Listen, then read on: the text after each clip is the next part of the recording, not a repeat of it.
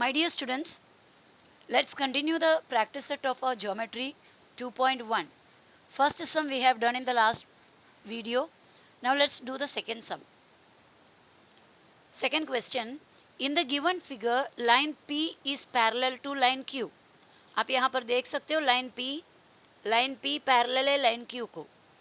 तो आपको क्या करना पड़ेगा, ये अगर आपको क्लियरली ये नहीं समझ में आ रहा तो ये दोनों लाइन को आपके तरफ यानी बुक को इसे टर्न करके आपके तरफ इसे बनाकर देखना पड़ेगा, एक बार करके देखना पड़ेगा कि अगर आपको नहीं समझ में आया तो कौन सा लाइन पैरेलल है, कौन किसका ट्रांसवर्सल है वो. ओके, तो लाइन P पैरेलल है लाइन Q को. ये दो लाइंस पैरेलल है और ये उसका एक ट्रांसवर्सल है, ये दूसरा ट्रांसवर्सल है. ट्रांसवर्सल दोनों एक दूसरे को पैरेलल नहीं है, देखो टेढ़े हैं. तो लाइन P और लाइन Q का एक ट्रांसवर्सल है लाइन M और दूसरा और एक ट्रांसवर्सल दिया लाइन M. लाइन L एक ट्रांसवर्सल, लाइन M एक ट्रांसवर्सल.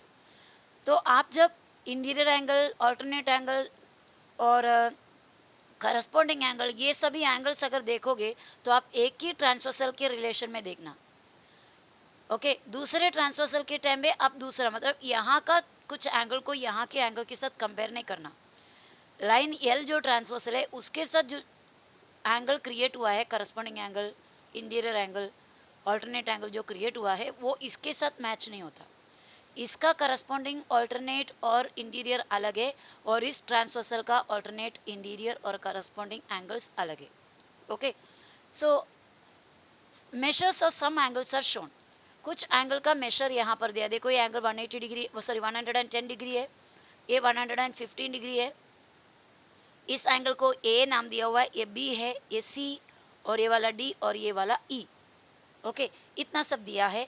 हेंस, तो इसके सब के मदद से तो find the measures of angle A, angle B, angle C, angle D. A, B, C और डी, इतने एंगल का मेजर फाइंड आउट करना है. ई है उसका पूछा नहीं, पर हो सकता है कि हमने बाकी सब फाइंड आउट करते करते ई को भी फाइंड आउट कर ले, तो वो हमारा स्टेप्स के एक हिस्सा बनेंगे. तो ई को हमें मेनली आंसर में कंसिडर नहीं करना है. चलो हम एक एक करके स्टार्ट करते हैं. पहले ए पे जाते हैं. ए और 110 को देखो. आपको मैंने लास्ट वीडियो में समझाया था, एक स्ट्रेट लाइन और एक ब्रांच, यहाँ से एक स्ट्रेट लाइन और एक ब्रांच. तो क्या होगा, ये दोनों एंगल, वो ब्रांच के दोनों तरफ जो एंगल्स है वो लीनियर पेयर एंगल्स होगा, बराबर. एंगल ए और एंगल 10. तो angle A plus angle 10, sorry 110 is equal to 180 degree. Angle A और एंगल ये वाला 110 दोनों लीनियर पेयर है. तो हमने ये दोनों का कंसिडर किया. इन दोनों को कंसिडर करेंगे तो ये और ये लीनियर पेयर है. तो लीनियर पेयर का प्रॉपर्टी आपको मैंने बताया, दोनों प्लस करने पे 180 डिग्री. तो एंगल ए और 110 मिलके 180 डिग्री है. तो इसका रीज़न है since linear pair angles, linear pair angles. तो इसका रीज़न हमने लिखा linear pair angles. Now angle A को फाइंड आउट करना है, तो एंगल ए को यहाँ रखेंगे, ये इक्वल्स ये 180 और लेफ्ट साइड का 110 इधर आओगे तो -110. Angle A is equal to 180 में से 110 गया 70 डिग्री. तो इस तरह हमें एंगल ए मिल गया. ओके, नाउ लाइन नेक्स्ट अभी कौन सा करेंगे देखते हैं. पहले हमें क्या मिला, 70 मिल गया ए. अभी हम क्या करना है, हमें बी फाइंड आउट करना है, लेकिन ए से काफ़ी दूर है बी, तो ऐसा मिलेगा नहीं. लेकिन ए और ई को देखो, लाइन दो पैरेलल, ये दो लाइन पैरेलल और ये जो लाइन है ये वाला ट्रांसवर्सल, पी और क्यू पैरेलल और ये वाला ये लाइन ट्रांसवर्सल. तो इसको कंपेयर करोगे तो ये और ई, ए उसके बाद 110 उसके बाद ई, तो एक छोड़ के एक जो आता है वो करस्पॉन्डिंग एंगल होता है. तो ए और ई करस्पॉन्डिंग एंगल है. इस दो लाइन के लिए ए और ई जो एंगल्स है करस्पॉन्डिंग एंगल्स है. करस्पॉन्डिंग एंगल हमेशा कॉन्ग्रुएंट होता है. तो ए का मेजर और ई का मेजर सेम होगा. ए कितना है, 70 है, अभी हमने फाइंड आउट किया. तो ई भी कितना होगा, 70 होगा, बराबर. तो हम वही लिखने जा रहे हैं. क्या क्या स्टेप लिखेंगे, line P is parallel to line Q and line L is a transversal. Therefore angle A is congruent to angle E because they are corresponding angles. Therefore E का भी मेजर ए का उतना ही होगा, दैट इज 70 डिग्री. ओके, अभी ये जो screen में मेरा आपके सामने फिगर नहीं है तो आप कंफ्यूज हो सकता है। इसके लिए क्या करना है, आपको जैसे ही अभी मेरा ये कहना सुनते ही आपको क्या करना है, जो फिगर आपका था वो फिगर को बनाकर सामने रखो। तो ये स्क्रीन में देखते देखते आप वो फिगर को कंपेयर कर सकते हो। ओके, तो वीडियो पॉज करना, पहले आप उस फिगर को आपके बुक में बना लीजिए। बनाने के बाद हर एक स्टेप को क्या करना है, आपको फिगर के साथ कंपेयर करके देखना है, तब जाकर आपको समझेगा। ज्योमेट्री ऐसा एक सब्जेक्ट है जहाँ पर फिगर हो, ज्योमेट्रिकल डायग्राम हो, तो डायग्राम के बिना, डायग्राम को देखते देखते किए बिना आपका सम कंप्लीट नहीं होता, प्रॉपरली नहीं होता।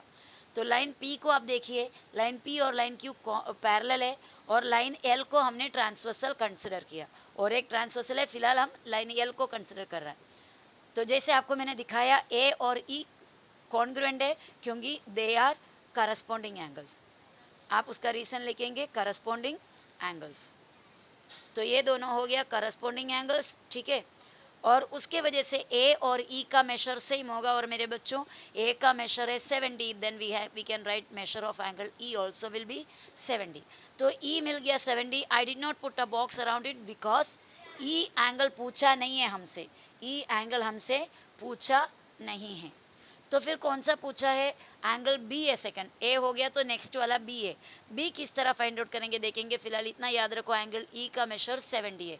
Okay, let's go back to the figure. E मिल गया आपको 70, बराबर है। ई के एकदम क्रॉस में आप देखो कौन है, बी है। ये दोनों किस तरह के एंगल हो गया, देखो इधर क्रॉस है, क्रॉस के आर पार में मतलब ऑपोजिट साइड्स में कैसे एंगल्स होते हैं, वर्टिकली ऑपोजिट एंगल्स, बराबर।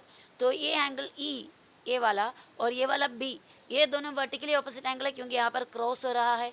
तो ई और बी वर्टिकली ऑपोजिट एंगल है, तो we studied vertically opposite angles are congruent. Vertically opposite angle congruent है, इसका मतलब ई और बी कॉन्ग्रुएंट है। तो ई और बी कॉन्ग्रुएंट है मतलब दोनों का मेशर सेम है। ई हमें पता है, अभी हमने देखा था ई कितना है 70, तो बी भी कितना हुआ 70। So what we will write, angle E is congruent to angle B because they are vertically opposite angle, therefore angle B is equal to 70 degree, क्योंकि एंगल ई भी 70 डिग्री है। तो यहाँ पर मैंने angle B is congruent to angle E लिखा, और इसका रीजन हमें लिखना है vertically opposite angles, vertically opposite angles. Okay, vertically opposite angle इसका रीजन लिखा। और उसके बाद एंगल बी का मेशर कितना है, ई का जितना है, ई कितना 70, तो उतना ही रहेगा एंगल बी। तो angle B is equal to 70 degree, second answer. Now we have to think about the third one. Third one का क्वेश्चन क्या है, सी, एंगल सी को फाइंड आउट करना है, ठीक है। अभी वापस हम फिगर को चेक करेंगे, एंगल सी कहाँ पर है। तो यहाँ पर देखो, एंगल ई 70 मिल गया जो हमें चाहिए नहीं, angle B also we got 70, ठीक है। ए मिल गया, बी मिल गया, ई को पूछा नहीं था तो ए और बी मिल गया। नेक्स्ट हमारा सी है। वापस आप देखो, सी इधर आया, कौन से ट्रांसवर्सल में आया, एम में। एम ट्रांसवर्सल के पास है सी, और ये 115 और ये डी, ये तीनों कौन से ट्रांसवर्सल पे है, एम ट्रांसवर्सल पे। तो ये वाला ट्रांसवर्सल का एंगल्स को इस ट्रांसवर्सल के एंगल के साथ कंपेयर नहीं करना, गलत हो जाएगा। तो इनको कंसिडर करना है अभी। एंगल सी और एंगल देखो 115, ये दो लाइन पैरेलल और एम ट्रांसवर्सल, तो इसको और इसको कैसा एंगल्स कंसिडर करेंगे। ये सी है, उसके बाद वाला एक गैप है, और उसके बाद 115, सी फिर एक छोड़ दिया, उसके बाद 150। ऐसा कंडीशन में क्या होगा, ये एंगल और ये एंगल दोनों करस्पॉन्डिंग एंगल्स होगा, वो दोनों क्या होगा, करस्पॉन्डिंग एंगल्स। तो सी और 115 करस्पॉन्डिंग एंगल्स है, तो ज़रूर सी का वैल्यू भी कितना ही होगा, 115 होगा। So we are going to write that point. क्या लिखेंगे आप, थर्ड वाला आप लिखने जा रहे हैं, एंगल पी और एंगल क्यू पैरेलल है जो पहले लिखा, लेकिन उसका ट्रांसवर्सल में अभी चेंज है। ट्रांसवर्सल है एम, पहले हमने यल कंसिडर किया था, बराबर। Line M is the transversal. So angle C का डिग्री 110 नहीं, सॉरी 115 होगा, it is wrong, therefore I will write it again. Therefore angle C कितना होगा, एंगल सी के करस्पॉन्डिंग एंगल का मेशर 115 है, आप कंपेयर करो फिगर के अंदर, तो एंगल सी भी कितना हुआ, 115 हुआ। तो इस तरह एंगल सी मिल गया। You have to write since corresponding angles, ये दोनों करस्पॉन्डिंग एंगल्स है, एंगल सी और 115 मेशर दिया हुआ जो एंगल है, दोनों करस्पॉन्डिंग एंगल है, इसलिए एंगल सी हो गया 115। करस्पॉन्डिंग एंगल्स, इसका रीजन हुआ। ठीक है, हमारा सी भी हो गया। अब नेक्स्ट आपको करना है D. So let's see again in the figure. Angle C हो गया हमारा 115, ये दोनों इक्वल है इसीलिए। अब डी का बाकी है। आप देखिए ये एक स्ट्रेट लाइन है और एक ब्रांच है। Straight line branch, it's linear pair, this two angles are linear pair angles. तो ये दोनों मिलकर कितना हो जाएगा 180। लीनियर पेयर एंगल्स 180 होता है, सप्लीमेंट्री 180 मतलब प्लस करके 180 का मतलब होता है सप्लीमेंट्री। तो हम लिख सकते हैं 115 degree plus D is equal to 180 degree because they are linear pair angles. तो यहाँ पर हमने लिखा 115 plus angle D is equal to 180 degree. Therefore angle D is equal to 180 minus 115, क्योंकि ये एंगल डी इधर रखा इज इक्वल टू 180 और ये साइड का 115 ये साइड में गया तो minus 115। Therefore angle D is equal to 180 में से 115 माइनस करोगे तो 65 डिग्री। तो एंगल डी भी मिल गया। तो एंगल ए हुआ, बी हुआ, सी हुआ और एंगल डी भी हो गया। So this was the sum. So I think you understood it, आपको समझ में आया होगा। नेक्स्ट सम एक्चुअली हमारा सिलेबस में से रिमूव किया गया हुआ है, थर्ड सम, और फोर्थ सम हमें करना है, लेकिन because of lack of time I am stopping this video here. Will continue the practice set in the next video. Okay, bye.